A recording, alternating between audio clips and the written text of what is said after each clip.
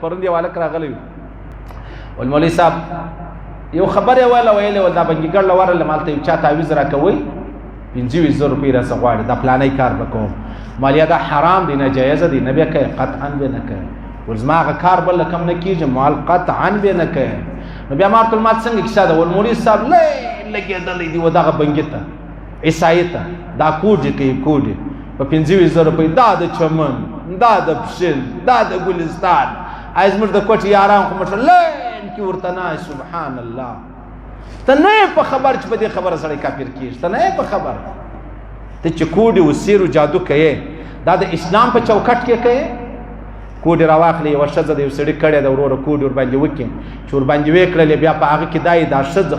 شزه خپل خاوین دا په ټول ژوند خوږه ګوله نه سره ولې ول دغه پلار ماته ول نه راکول چې دای ودته ورک ماته داس کورونه را معلوم دي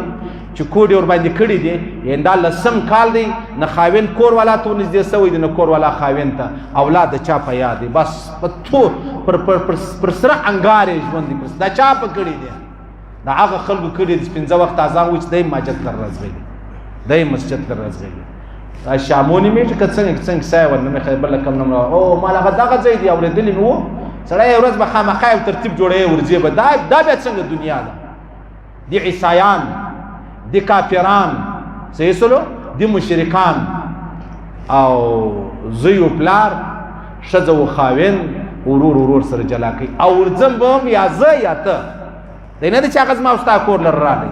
دا څو کورځي دا به ما ته خپل وځو هغه شجول پلین کې ورته ناشي مش زباریان سره ای تعویذ ولا خو به خدای راځي د کوډ ولا ورځ ول نه رالی چې مولوی صاحب یو داس تعویذ راوکه چې دا پلانې سره جلا خو دا څنګه کیسه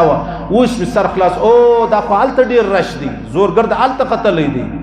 ورڅه خدای سره څه تعلق لري هغه د محمد رسول الله سره څه تعلق لري هغه د چا د شذ سره څه هغه راوړه تعویذ راوړه اول جوالک راغلو مولوی صاحب ماته ویل تعویذ در کومه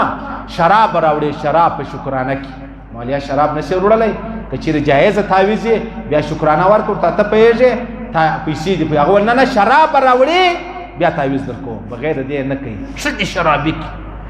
شد ایمان در خطا کی شد ایمان کور خراب هغه دغه ځای نه صحیح سلو